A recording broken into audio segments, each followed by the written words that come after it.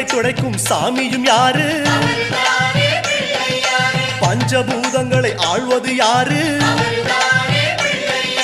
பஞ்சம் நீக்கும் சாமியும் யாரு?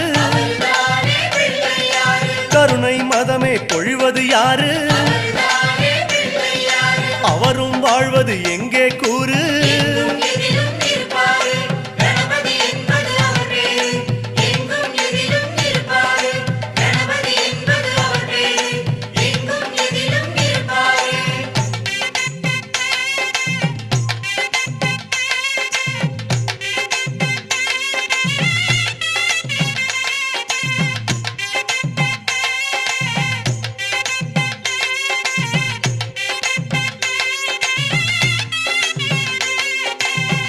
லக்னத்தில் வந்தவர் யாரு?